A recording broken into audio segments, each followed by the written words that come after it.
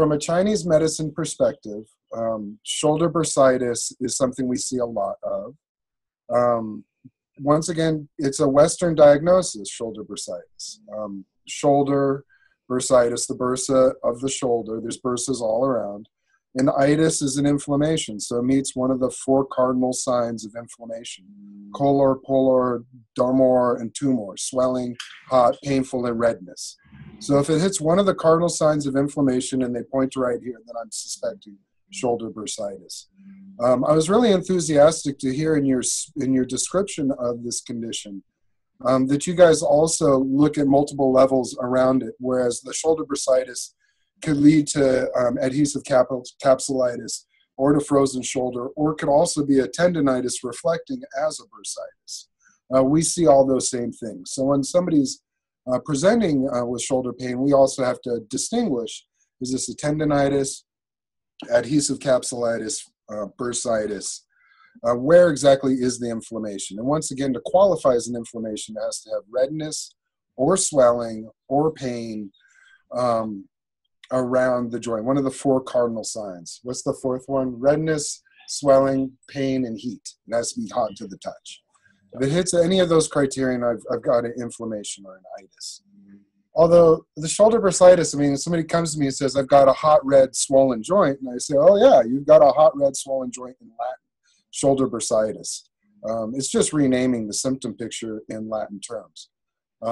Whereas in the Chinese medicine, when somebody comes in, my next thought beyond that distinction is, okay, so what is this within the picture of 8 principles? Is this something coming from the outside? Has this been an exposure to wind, cold, damp, hot, or dry? If somebody's sleeping in a cold, windy environment with their shoulder exposed, it could decrease the blood circulation in that area, tighten up the tissues, and then the person goes to do a movement and they tear some tissue. And that could be an example of an external cause. External cause could also be a blunt trauma or a repeated use injury, as you expressed as well. So is this something from the outside? If it's something from repeated use, tell them not to use it. If it's from exposure to the environment, first change the behavior so they're not exposed to the environment, and then warm the tissue if it's cold, cool the tissue if it's hot, and take herbs or something. We'll get into treatment later.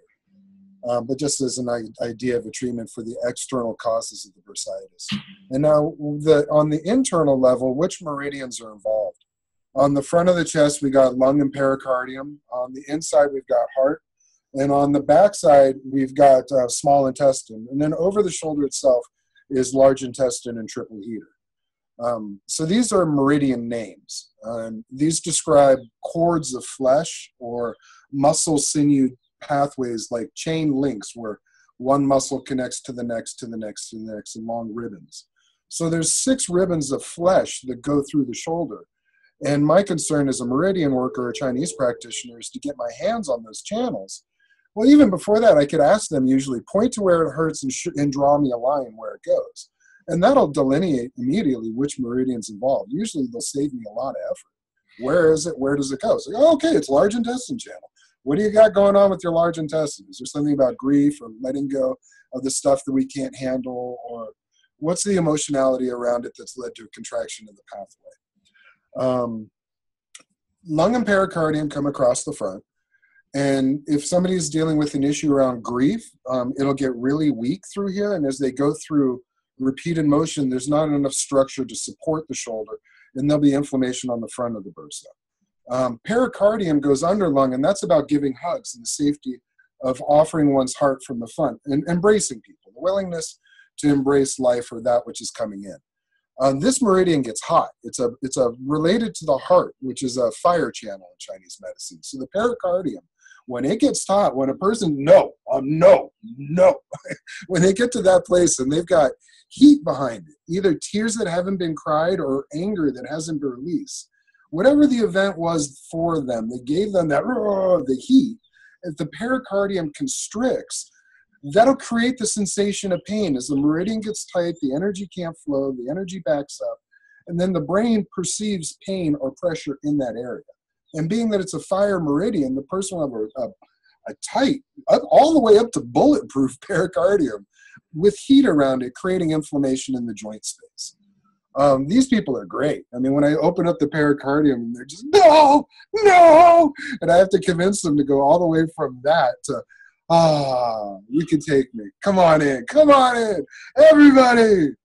To get them to go from one place to the other is really quite a beautiful process to partake in for people. The other meridians associated, I mean, shoulder bursitis is super cool. Those are the meridians on the front. The meridians over the side, triple heater, is just that football player's shoulder. Get out of my way, I'm coming through, boom. And these people will have really hypertonic shoulders. They'll be really muscular and full. They'll usually be lots of moles from the stagnation of blood. They usually have more blood stagnation than chi stagnation. And that'll be over right under that subacromium that you're speaking to. There's two, how do we say it, acromioclavicular notches. Right in the glenohumerular joint, if you go up on the end of the acromium, you'll feel two little notches, grooves. The front groove is large intestine, the back groove is triple heater. So I could just push in there and find out, you know, hey, which of these hurts more? And that'll tell me which meridian's involved. Large intestine's more about, as I said earlier, grief response, and self-worth. When it comes to shoulder bursitis, it's typically self-worth, because they're raising their shoulders, trying to prove themselves as they go through. And then, you know, the one that really comes from most people, that you kept referring to, subscapularis. In Chinese medicine, that's the heart meridian. And subscapularis is cool because subscap comes from under the armpit, around the glenohumerular joint, and then through continuing fascia becomes infraspinatus. So from this understanding, infraspinatus and subscapularis create a U that hold the shoulder into the joint. So that's the benefit of functional anatomy, or anatomy trains, or meridian anatomy, versus gross anatomy that just cuts the one muscle out and says, okay, this is the muscle. Well, that had to be cut out. It's actually, if you didn't cut it out, it's connected to other things. So subscap connects to infraspinatus, and when that gets tight, it pulls that glenohumerular joint in, crushes the bursa, and creates inflammation in the bursa space. Now, the emotionality around infraspinatus, when infraspinatus contracts, the shoulder blades get drawn together, and it creates a plate over the back of the heart. It's a very potent protection mechanism, and this is deep. Oh, oh, oh! That's the type of sound emotion that contracts infraspinatus in the back of the heart. This is a deep threat. This is a threat that a person's really afraid might hurt their heart.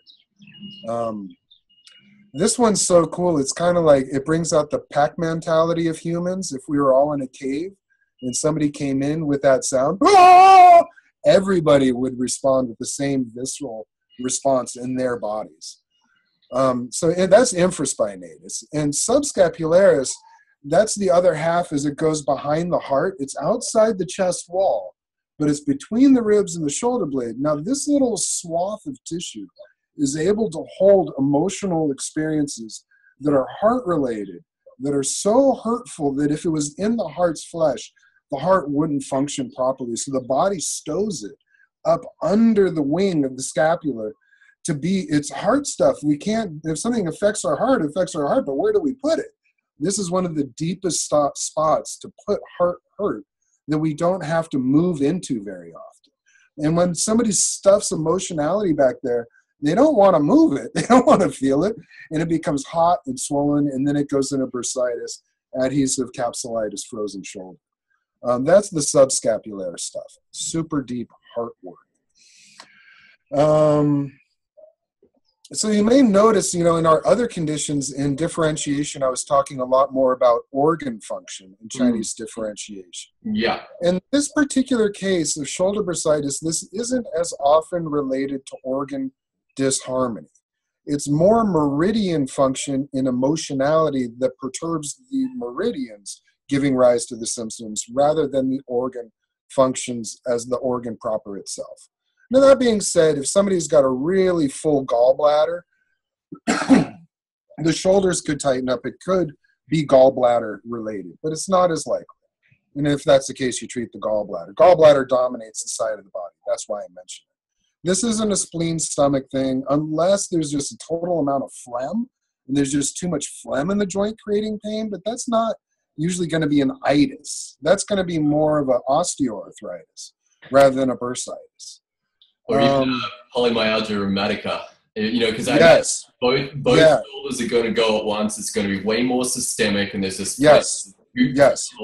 And it's going to take a while. That's an older person, 60 or 70. Bingo. And that's an organ-related disharmony giving rise to the bursitis. Thank you. Absolutely. Yeah. In an isolated bursitis in a younger, healthier person, I'm more interested in emotion and meridian function. I mean, for an example, I'm telling you, it's got to be at 90% at least in breaking up. When people break up with other people or they get broken up, it's a rejection. And the small intestine is an organ, and meridian is about receiving that which is needed and rejecting that which is not needed. And I was really surprised with this in my clinical practice. It's the people that actually push the other one out, the one that's actually doing the breakup, that's rejecting the other person, that usually gets the stiffest contraction in this meridian system, and they get the worst shoulder pains, worse than the people that are getting dumped. And it's amazing the amount of people I see that are breaking up with their partner that end up with adhesive capsulitis, shoulder bursitis, ulnar neuropathies. They're all the same thing. It's just a constriction of this meridian associated to the emotions that they're going through in their life. It's really interesting to hear like the number of fire channels through the shoulder, you know, like in or like the heart, the small intestine, the triple heater, and the pericardium are all fire meridians. And so does that give you an idea that shoulder bursitis has a lot to do with the person's heart, passion, and love? Absolutely. Yeah. Yeah. And just from that constriction of the tissue, I mean, that's going to compress the tendons. It's going to compress the bursa. It's really, really interesting. Yeah, I'm going to ask more around what's going on in their lives. Hey, when did this start? What happened to that point? What was going on for them around the time of the event? That's a great question. Yeah. And don't forget, you know, lung goes through here, and large intestine go through here too. So you have to ask those questions too. Usually they'll volunteer it. So what's your story? What's going on? What happened? What's the track playing in the back of your head that you're not sharing with other people? That'll elucidate the true nature of the constrictions in their body, beyond that of which they would typically allow their ambassador to reveal. Yeah.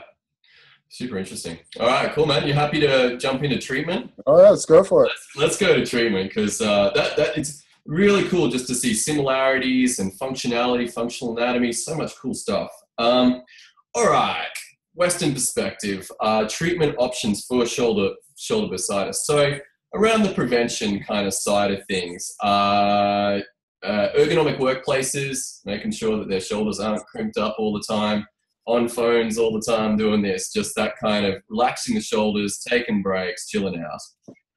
Interestingly, the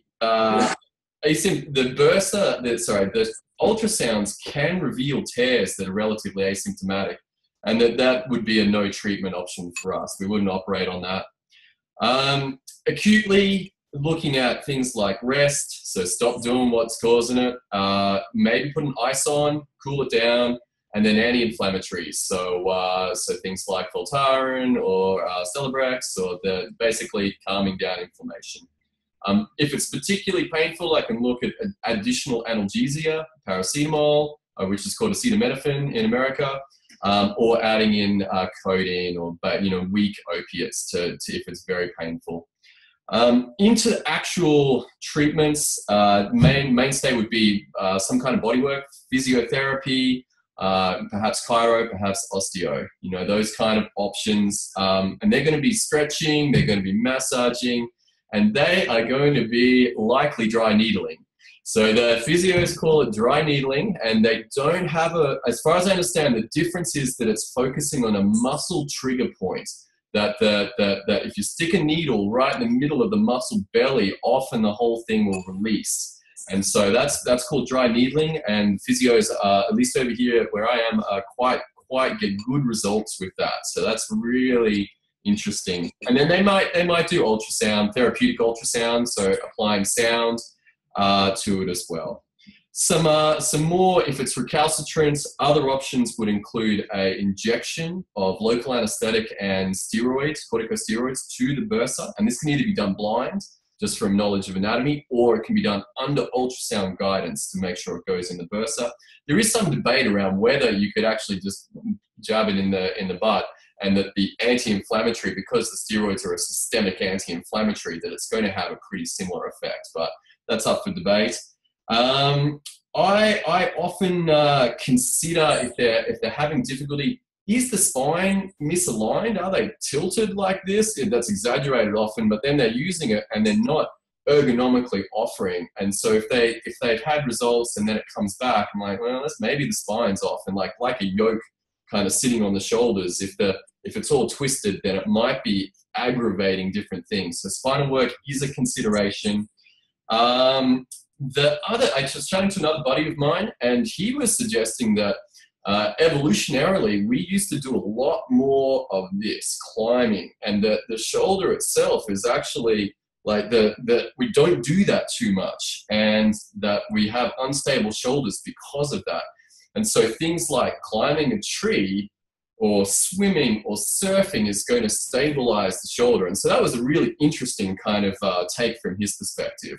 And then finally, if it's recalcitrant, we can actually go in and lift out part of that bone, surgically remove part of the bone, so when the shoulder comes up, it doesn't ping, just making more space for the whole thing to come up. So that's a surgical operation by the orthopedic surgeons. That's pretty much the approach to this from my perspective. A couple of there's no randomized controlled trials on climbing trees for shoulder bursitis, but I like the idea. What do you got? That's awesome, man. So yeah, once again, from a Chinese perspective, we do balance of opposites. So if it's some external invasion, we release the exterior and push the invader out. So there's a great herbal formula, Gugen Tong, that does that. It releases the exterior with ma huang or ephedra, but it's long cooked. A short cooked ephedra dilates the bronchioles. Long cooked ephedra dilates the skin, opens up the exterior. And we combine it with cinnamon twig and Gugen, and Chai Hu is an herb that guides it to the sides of the body. So it's cool, like in Chinese medicine, if we have a cold coming in, we'll use a heat to push it out by opening the exterior with a hot herb, and then we put a third herb with it that guides it to the outside of the shoulder. So we use a guiding herb, a releasing herb, and a warming herb. That's one way to treat a cold invasion of the shoulder causing bursitis. We appreciate the use of ice, but we typically only would do that in the first 12 to 24 hours in the acute inflammation stage. After that, we usually see pain as a cause of stagnation, and cold causes stagnation. So we usually wouldn't use ice as a long-term therapy. Even though the ice creates a numbing locally, eventually it actually make the condition worse the longer that you use it. So the short-term gain isn't worth the long-term cost of increased stagnation. If it's a blunt trauma causing it, we'd use herbs that promote blood movement. Tao Huang Si Wu Tong, Shui Fu Ju Yu Tong, Xiao Fu Ju Yu Tong. There's a bunch of herbal formulas that can move the blood in the body. And once again, we could direct the herbs to that part of the body with guiding herbs. That also could be done with heat. Heat dilates the blood vessels and increases blood circulation. These are people that have relief with heat. It's a blood stagnation. Now, within the meridians themselves, we were talking about muscles as parts of the meridian. Depending on which muscles involved, we would do dry needling, which is also called acupuncture. And we would needle not only the center of the muscle belly, but the center of the muscle belly along the muscle chain. Whereas the muscle of the thumb connects to the muscle of the forearm, to the bicep, to the chest, through coracobrachialis. So I would needle pec minor, coracobrachialis, biceps, and then the flexor tendons of the thumb and the wrist, flexor carpi radialis, as an example. And I would needle each of those muscles to release the whole chain, not just local, but distal as well. So that's one way we deal with the myofascial, the muscles going over the joint to relieve the joint. We use needles. We're acupuncturists. We use massage as well. And, with the bursitis, I find that drilling the heck out of it locally usually makes it worse for a few days, honestly. And then after the inflammation goes away, it actually feels quite good for a couple of weeks. But, some people, they've had so much pain for so long, I opt not to do that. And instead of drilling it locally, I work it distally down the channels, both massage and acupuncture. Now, sometimes there's an accumulation of crystals in the joint, or accumulation of heat or stagnation or toxins in the joint. And for that, cupping is lovely. Cupping just pulls the goo out of the shoulder. Any old blood, like if there's a blunt trauma in the past and all the blood in the tissue isn't fully re-assimilated and there's some latent goo and gunk in the flesh, suction cups are great to pull all that out. But I'll usually massage it first, needle it second, warm it up to expand it, and then do suction cups and open up the shoulder joint. And people love that. As I mentioned before as well, there's a lot of emotionality here. And to chase them down emotionally, particularly if we're going to go for some deep heart trauma, deep in the subscapularis, it takes a very sensitive listener process and a very compassionate healer to peel the layers of protection, sadness, and fear to get to the deeper kernel of trauma in the shoulder. If I don't get through those layers, if I just go straight at subscapularis without addressing the peripheral concerns, they're not going to let me in. If I get in, I'm going to get kicked out. And even if I do get in, I could just create more trauma. So for me to get in there, I got to play it real cool. I got to get through the triple heater, make sure they feel safe, go through the pericardium, make sure they feel worthy. I got to get through the small intestine and let them know that they're going to get in. And then I could get up into the heart and get them to, ah! And then all the twitches and the tingles and the fingers flipping and all that as that tissue releases. And then they have extremely profound experiences and they get to connect to the emotionality under the shoulder pain and not just saying it's my shoulder doing this. I mean, come on. Our shoulder is part of us. It can't just be my shoulder. It's part of me. And this is a way that they can connect to, oh my God, there's this thing way back in the past that I keep playing out. And now I'm feeling this now. And oh my God, that's what's creating this pain in my shoulder. And now I can finally go forward in my life in the breath of ease and awe and allow myself back in and allow others back in.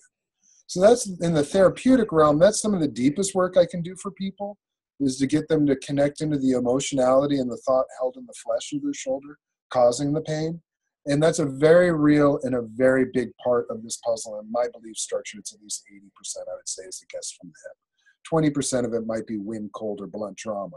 But outside of that, this is an emotionality creating a constriction of the flesh, giving rise to a symptom picture. Electro works fabulous here as well to release shoulders. I've been able to crack them open without putting a needle in front and back, top and bottom, and run 2 cross currents with a point of focus right on the bursa. So a needle on either side, and then cross the currents right through the center of the bursa, which creates a fluttering of the tissue within the bursa itself.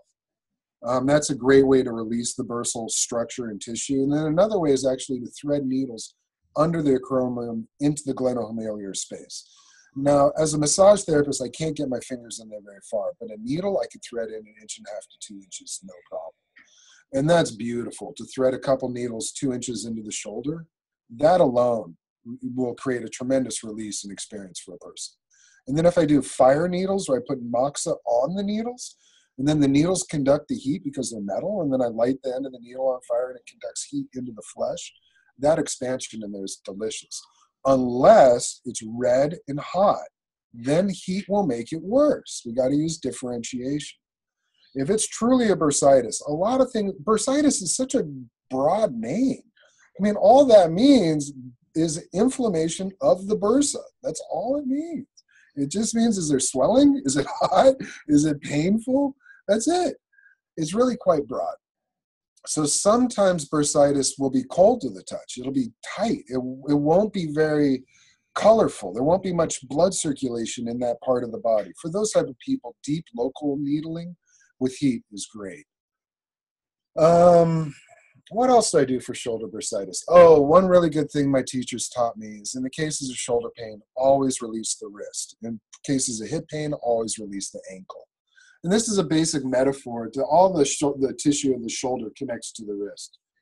You know, the back of the shoulder go down to the pinky, the front of the shoulder goes down to the thumb, inside of the shoulder goes down to the palm.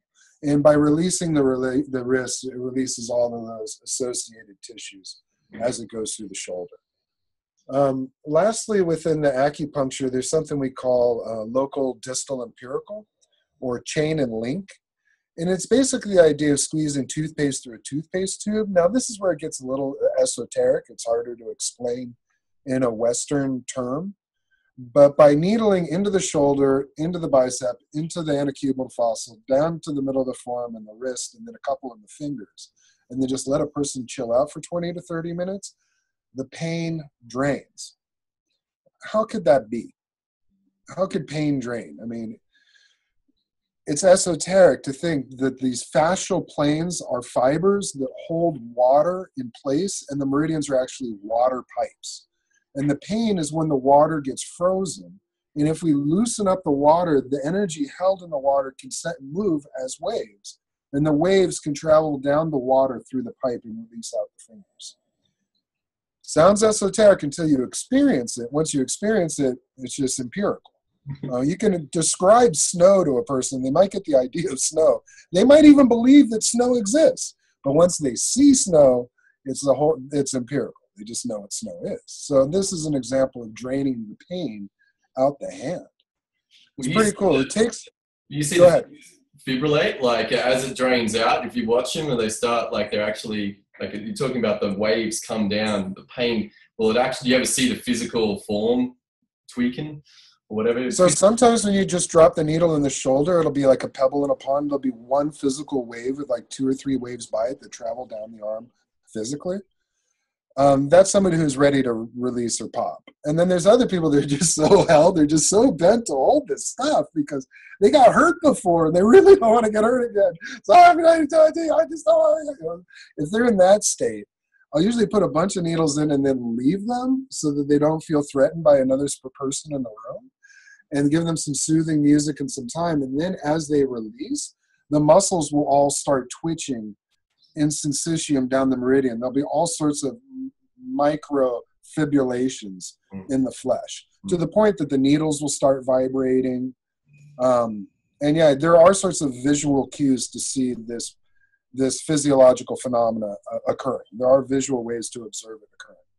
Sometimes it's deeper in the flesh and it's not as easy to see, and sometimes it's more micro rather than macro, and only they can subjectively experience it rather than externally visually observing it.